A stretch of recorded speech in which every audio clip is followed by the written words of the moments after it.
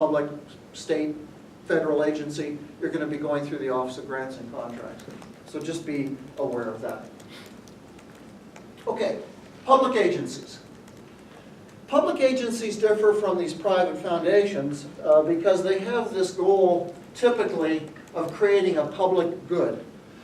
We seem to see less and less of that these days, but it still exists in many of these large federal organizations and state organizations.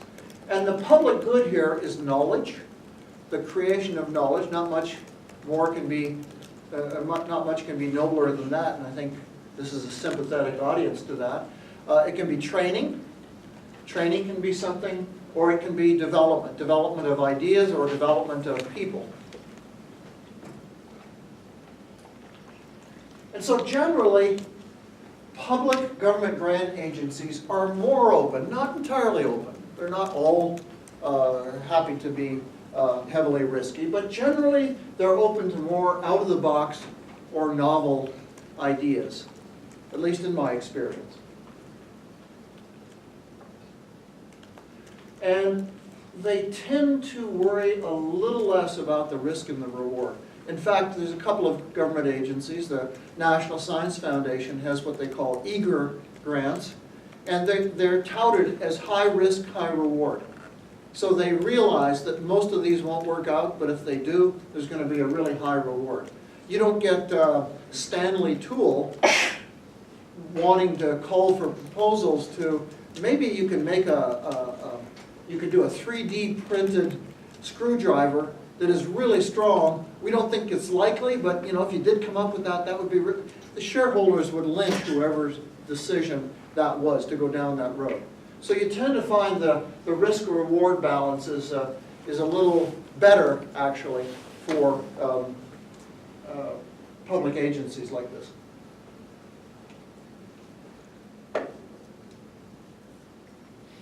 So how do you find a funding source? And this is a question that I often talk with people who are just getting into the game, but I'm also always on the hunt, and you'll see some examples of that as well. So first of all, your colleagues. Where are your colleagues getting funded? And I find that maybe I'm just lucky in the biology department, but I find that my colleagues are very open and willing to talk about the source. Oh, Warren, here's an interesting grant opportunity. You think you might apply? I think I might. I won't automatically assume that all corners of this university are like that, but in fact, colleagues is a good place to start, particularly if you're more junior faculty and there's other people that are more experienced. Just ask them. Remember that slide that I showed that had 10 or 15 different granting agencies and companies up there? So you don't automatically know about those. You've got to go looking for those. Email announcements and agency websites. I know these can be really intimidating, and we all get huge amounts of spam mail, usually invitations to be on an editorial board of some field that you have absolutely no experience in. But I find that getting on lists, like the National Science Foundation has got to subscribe. You know, you can go in and say, I want program announcements and FastLane announcements and science and engineering workforce and so on. It's a balance. You can go kind of refractory to getting these things in your email every day, but they can be a really good source of finding out funding. Pivot. How many of you are signed up for Pivot with UNT? Okay. The next time I give this workshop, if you happen to be in the audience, I want everybody to put their hand up. I can't overestimate the importance of this. So I'm not going to give a Pivot workshop. There have been Pivot workshops. But it gives funding alerts. This is one from Funding Alerts from 5/17, and it says there's a research grant with the Whitehall Foundation, when the deadlines are, what the amount of money that's available, etc., etc. And Pivot has been really, really useful to me, or equivalent sorts of things. Some societies will have these that you can sign up for. Some will just be freestanding organizations that will push out things to you. This happens to be UNT's Pivot website there, pivot.cos.com/funding main.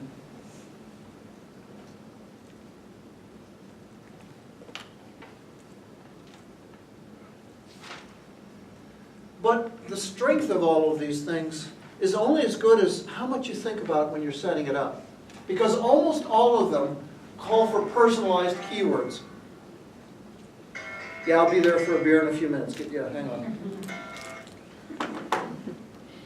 So, you got to think about these personalized keywords. If you're in a hurry and you're rushing off to a lecture and you've got the website open and you just slap in some keywords, you've all heard the saying garbage in, garbage out.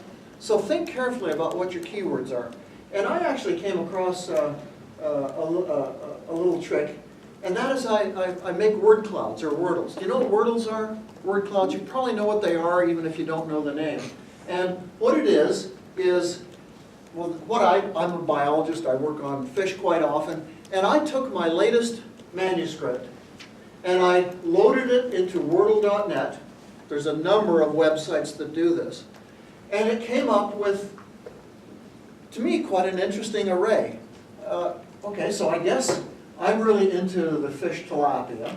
So you understand the basis of this? The larger the word, the more it's used in an article. And they take out things like the and a and so on. Okay, it's basically based on nouns. So temperature is something that I apparently spend a lot of time on. Fish, oxygen. Now I'm being a little facetious here because I don't know how useful this would be in terms of putting in keywords. But it's really fascinating to actually do a Wordle. You can put in a 20-page manuscript. Just go to Wordle.net. You basically just copy that, paste it into the dialog box, push a button, and bang, something like that comes out. I actually did this over the decades. I did some Wordles on the first few papers I published, and then I skipped forward 10 years, then I skipped forward 10 years, and it was really interesting to me to see how these dominant words changed as my own career evolved as well. But if you haven't got a good idea about what your keywords might be, I'd suggest trying some Wordles, and if not, it's still a good way to pee away an hour or two of your time. Okay, this is a really important part. Different agencies, different cultures. You can't assume that the National Endowment for the Arts is the same as the National Institutes for Health, is the same as the Department of Defense. You wouldn't normally do that, but it's amazing how many times people will approach grant writing as if they're applying to a generic agency with a very specific idea. And so what I'm going to show here for DARPA, Department, what is it, Defense Advanced Research I always forget the DARPA acronym. I should know it. Yeah, Projects Agency. Yeah, thanks. And so basically it's kind of the skunk works and some of the armaments and things that the U.S. government is funding and some other things. But here's a spectrum of support, and what you can see is that they support basic research and they support applied research. If you look at the National Institutes of Health, they're not very interested in this directly applied thing. They're somewhat more interested in basic, all in the framework of medicine. If you look at NSF, it's even more skewed. They've got some specific programs that are associated with business and so on and so forth. But NSF is all about basic science. And so knowing where they fit on this is important in terms of the spectrum of research that they support. How do you find this out?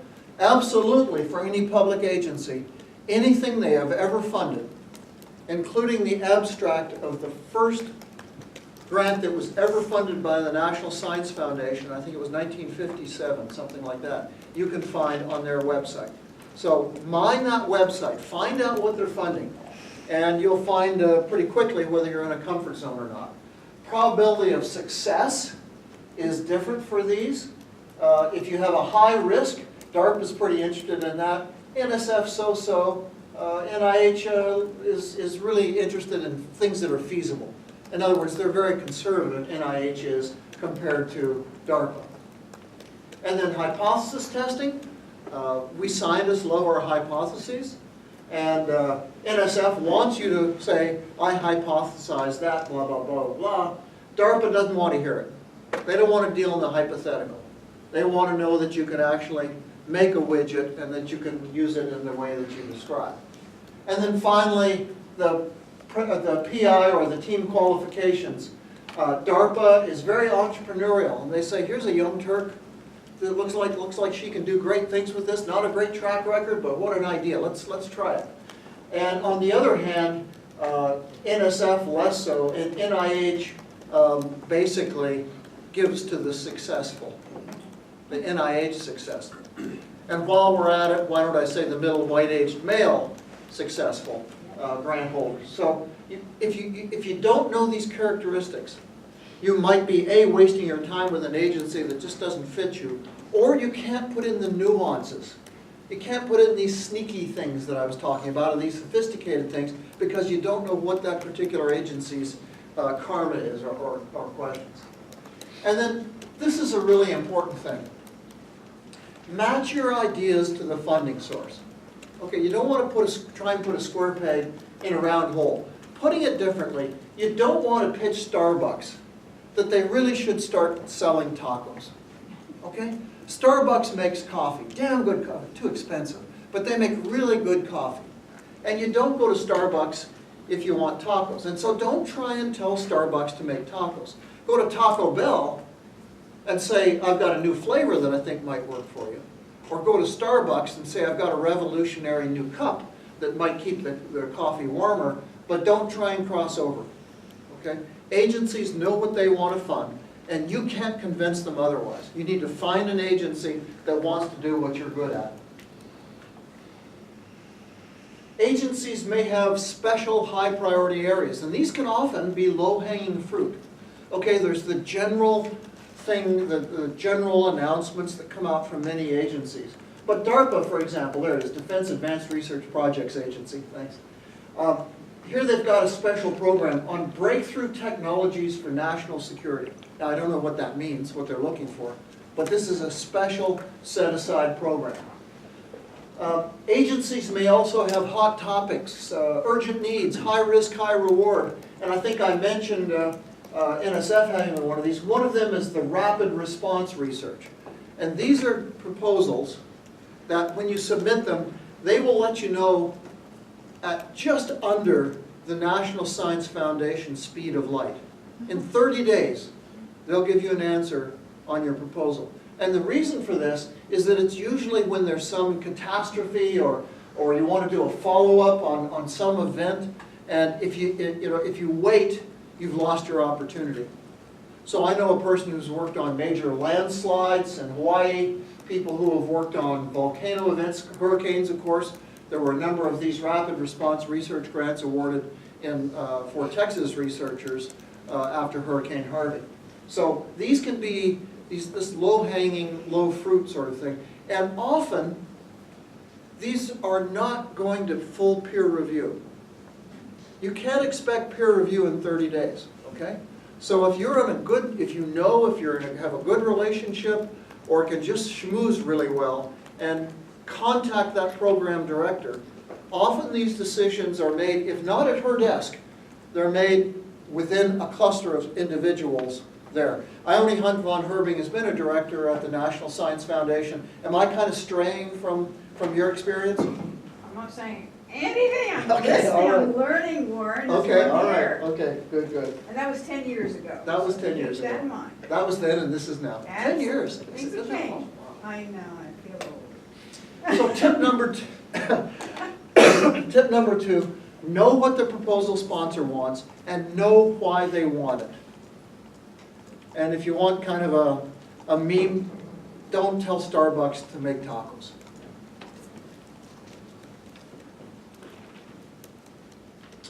Okay, fish where the fish are. What do I mean by this? Find out who's funding. There may be an agency that is great. It's everything that you want to do, and it's a tough year budgetarily for them. They may have very limited funding. People may be chasing lots of different proposals. What you want to do is fish where the fish are. Find out who's giving money under what circumstances. I actually, you may have noticed or not noticed, I ended up in a Mexican fishing magazine because I went fishing where the fish were. It was a great day. It was down in Villahermosa, southern Mexico, and I went out because the guide thought there would be some big snook there, and I caught this first fish, and the guide was ecstatic. because it was the largest snook that any client of his had ever caught. And an hour later, I caught a second one like that. So I ended up in this Mexican fish magazine. But the point was, I didn't go out into some swamp fishing. I scouted it out, and there was supposed to be this estuary that might have had, you know, time of year, time of season, and everything like that, and have some fish in it. I apologize for this. I last showed this in China, where I can get away with these political statements. I forgot to take this out. Or not. Anyway, so you think you found the perfect match between an agency, and so one of the key questions, and I've said this a couple of times, is what projects has the agency funded in the past? And this is really vitally important. Okay? Maybe Starbucks would entertain something different, something other than coffee and biscuits. But you can find out if there's any interest in that by seeing what they funded before. Now, if you haven't found something, don't panic. But it just scout it out. Is your project too different from, or on the other hand, too similar to what you're seeing funded? So if you want to propose that Starbucks makes a thermal barrier out of recycled Mexican fishing magazines, and someone else is making them out of recycled Venezuelan fishing magazines, that may be a little too close. Okay? There may have been a one and done there. But you may also find that there is a theme, a recurrent theme of what they have repeatedly funded. And then that's going to shape things. So tip 3, know the agency funding history. Know what they funded.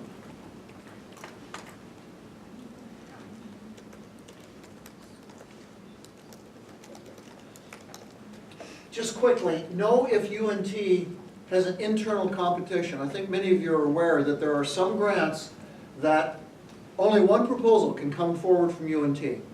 And what you don't do is independently come up with your proposal and then discover your neighbor's doing it and your neighbor down there is doing it. So typically there's an internal call for proposals.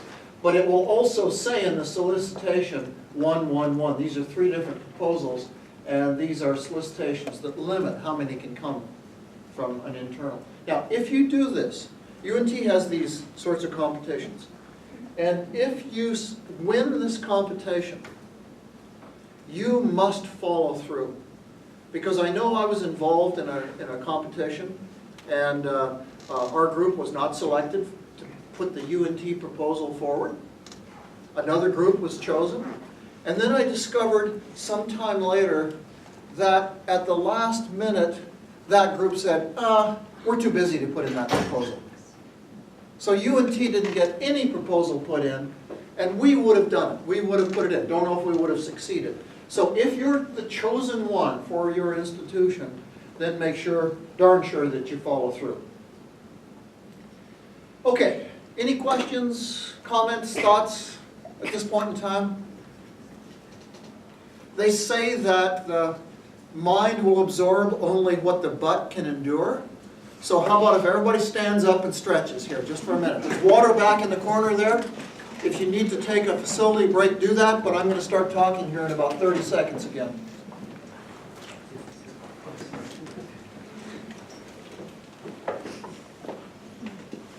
I do have a question. Yes, question. Are you going to talk about refunding?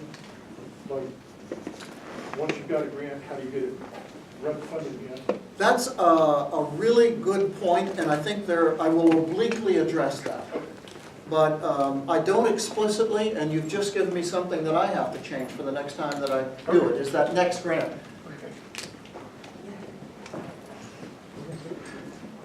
Okay. Any other questions at this point? All right. I think I sort of alluded to this before, but I've heard so many faculty say, well, let's just put up a trial balloon. Let's just, you know, we don't have much time to get a proposal together, but let's put the proposal in and get some feedback on it. Nobody likes that. The granting agency doesn't like it. The people who read the reviews don't like it, and they remember, that was kind of a crappy proposal that Merkin put in. It looked like it was done in a hurry. And the next time that comes through, they may, you know, have a bias there, a negative bias. And the university, it consumes resources to put in a proposal. So this fits in with the theme right towards the first of my discussion, and that is put everything into it. And if you can't put everything into it, don't just put half into it, it won't work. And trial balloons rarely work in my experience, although a lot of people try them. And the comparison here is Rocky Balboa here, going back to Philly. I hated the Philadelphia Eagles, but the Patriots more. So I guess the Super Bowl outcome was one that was all right for me. But he didn't practice to, show people what his fighting style was. No, Rocky Balboa practiced to be the world champion. So forget the trial balloons. Just don't even go there. And if somebody tries to talk you into it, my experience is that it is worse than a waste of time because it can establish your reputation in a negative way. Solo or team effort. At least in science, technology, engineering, and math, fewer and fewer proposals are from single investigators. They still occur. I submitted one not too long ago. But more and more they're team efforts. Now the problem with teams, okay, there's a reason not only that this book was written, but that it's sold more than 500,000 copies. All right? Nobody wants to work with people that are contributing to this sort of environment.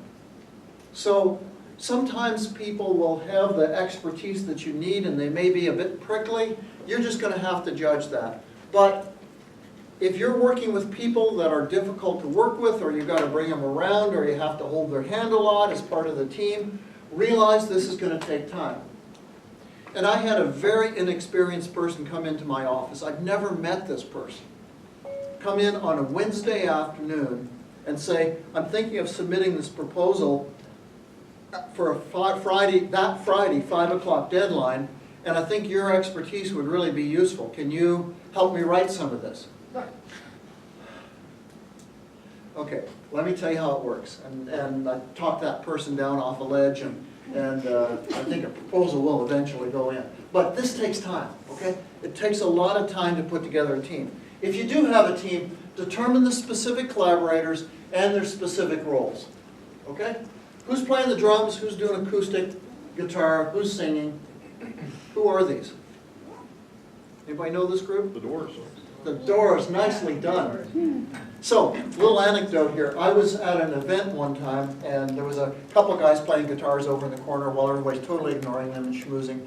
And because I was involved in the organization of this little get-together, all of the guests left, and I expected the musicians, the two guitarists, to pack up, but instead, this guy comes in, and he's got a real limited, but he's got a set of drums.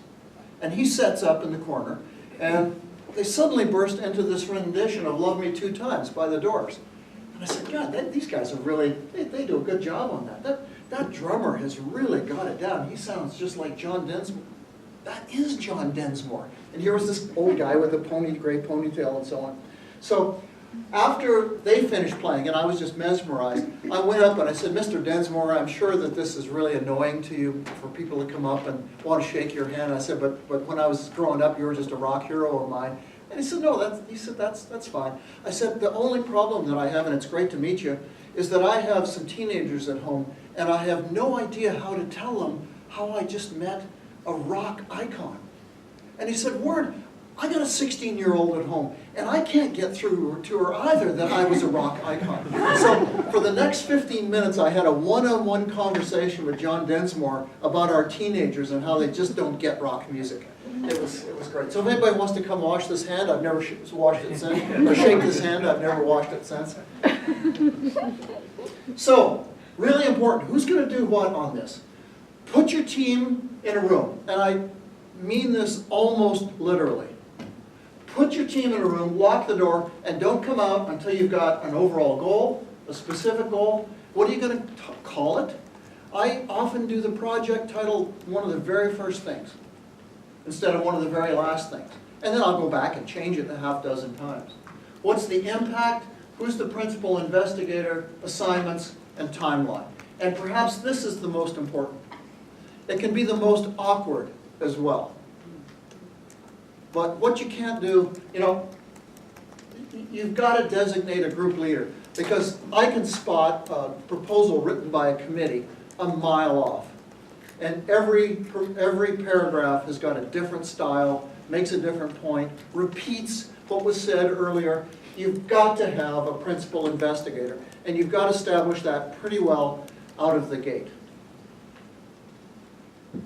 One of my colleagues is in the audience, an engineer, and we've written a couple of proposals together, and she is clearly the principal investigator, and she's ruling us with an iron hand, two of us full professors. But the point is that there's got to be a PI, and it's her project, and she's doing a great job on that. Okay, getting ready to write. So here the rubber starts to meet the road. Carefully read and reread that request for proposals. And I can't overemphasize the importance of this. A lot of fine print, a lot of stuff to wade through. First of all, obviously, you want to know what the submission due date is. Here's one at 5 p.m. May 8th, 2018, in a computer directorate of NSF. Don't rush me, I'm waiting for the last minute. No, that doesn't work. Time management is so important. What you need to do is, okay, so let's say that this is a real proposal due May 8th. Okay, what you've got to do is start working backwards, not forwards. Not, what am I going to do next week? What you have to do is go to May 8th and back it up. Okay, what that means is I've got to have it into our grants and contracts office around the 1st of May. I've got to have all of the materials uploaded to the website probably around the 20th of April. I've got to have my colleagues all reading and contributing to this, and you keep backing it up. And you don't have to guess what you have to do when you leave this room, what you have to do over the weekend. That schedule will tell you what's the next thing you have to do. So I find that really useful. Start at the end and plan backwards, not start at the beginning and say, what do I do this week and this week and this week? And this may or may not resonate with some of you who have written proposals successfully, but I shouldn't say Berggren's formula, I should say formula for Berggren. And that is, over the years, over a whole bunch of proposals, I find I can do about 1 page a day. In other words, if I've got a 15-page proposal, it doesn't mean that I can't write 8 of the pages on the first day.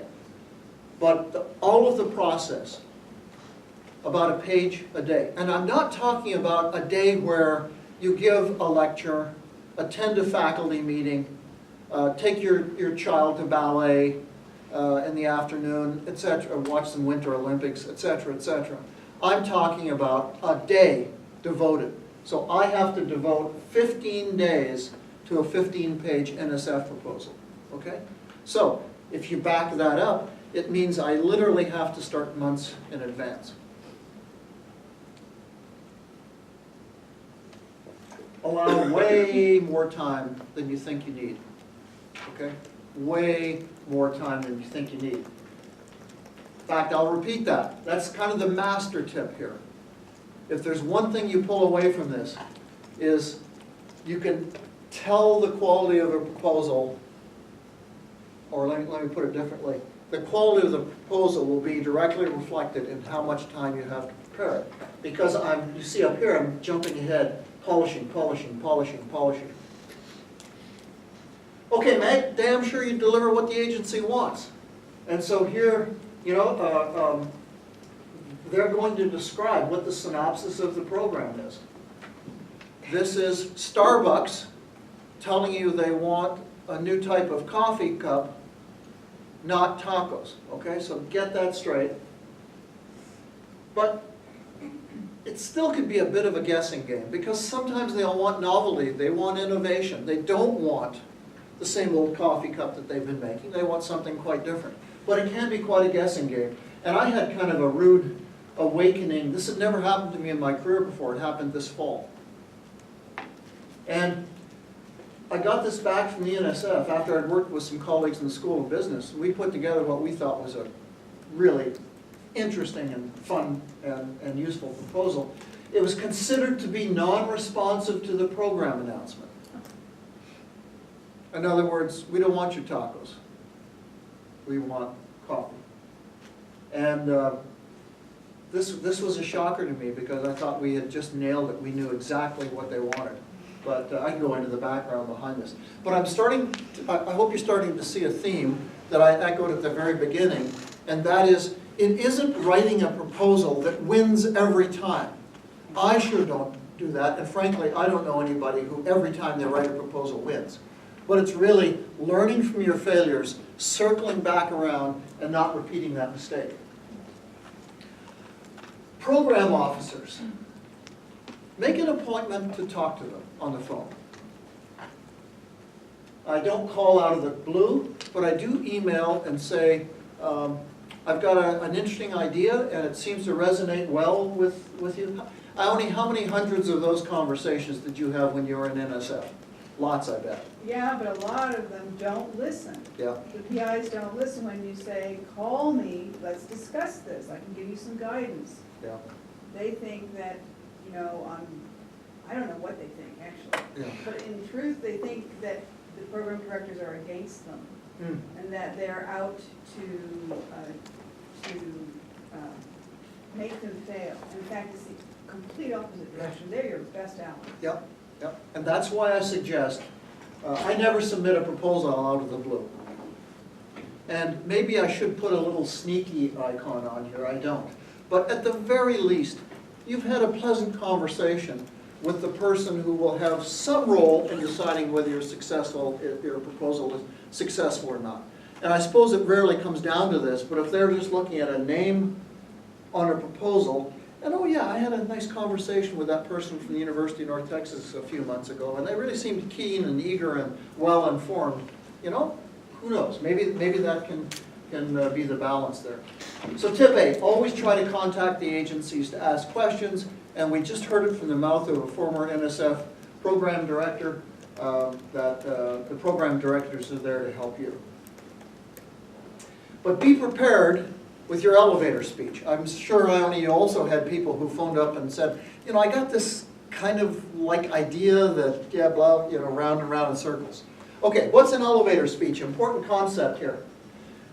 Do you know the derivation of this word elevator speech? It comes from the fact that, let's say that this guy has an idea and he wants to pitch it to this chief executive officer. And it comes from, that probably doesn't happen very often, but what happens is they get in the elevator on the ground floor and he's pitching her, and it takes about 45 seconds to go up to the corner offices on the 20th floor. And if he hasn't made his pitch in 30 seconds, a clear, brief message with the essence of his idea that was convincing, confident, and rational, and he didn't have to think about it, it was just reflex for him to tell you